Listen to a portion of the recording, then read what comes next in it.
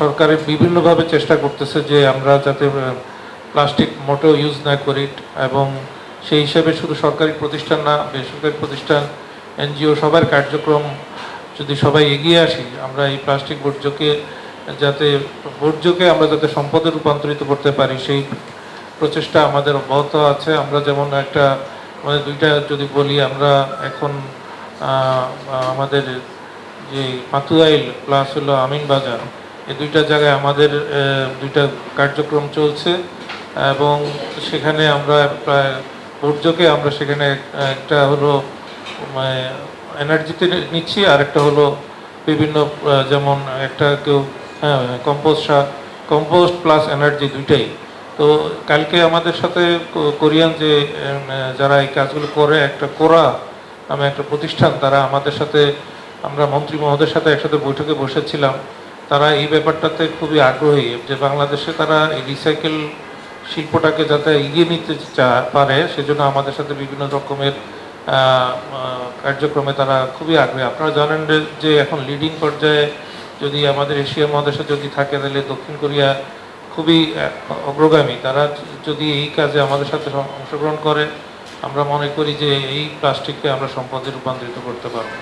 গত সপ্তাহে আমাদের একটা কার্যক্রমে অংশ নিয়েছিলাম, সেখানে প্লাস্টিককে মানে আমাদের তরুণ সমাজ কীভাবে দেখে, সেখানে আমরা 149টা প্রায় এরকম পেয়েছি আমরা। তারা দেখিয়েছে যে তারা কি কি কাজ করতে পারে প্লাস্টিক দিয়ে। সেই রিসাইকেল তাদের মধ্যে আমরা দেখেছি যে 25টা খুবই ভালো, এবং তাদেরকে আমরা পুরস্কৃত করেছি, প্রায় 5 লক্ষ 5.5 লক্ষ টাকা তাদেরকে দিয়েছি। আমার কাছে এটা মনে হয়েছে যে আমরা যে আমাদের তরুণ সমাজরা যে আমাদের শুধুমাত্র তারা বিভিন্ন কাজে সময় নষ্ট করে তা না, যদি তারা সুযোগ পায় তারাও কিন্তু আমাদের একটা সম্পদে রূপান্তরিত হবে।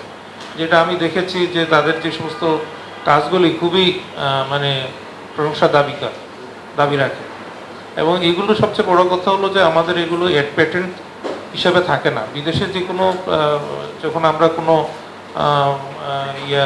কৌশল করি, আমরা যখন কোনো কিছু তৈরি করি, সেটার পেটেন্ট কিন্তু আমরা ধরে রাখি। তা আমাদের এটা সবচেয়ে দুর্বলতা, আমরা এইগুলো পেটেন্টগুলো ধরে রাখি না।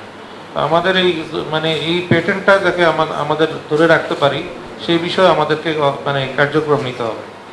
এখন বাংলাদেশের পরিবেশ বিষয় যে আমরা এমন একটা জাতি যেখানে পরিবেশের ভূমিকা কম, কিন্তু আমাদের উপরে দায় চাপানো হচ্ছে বেশি। সেই জন্য আমাদের বিভিন্ন ধরনের টেকসই কার্যক্রম নিতে হবে, যে কার্যক্রমে আমাদের এই প্লাস্টিক বর্জ্যটা সম্পদে রূপান্তরিত হয়।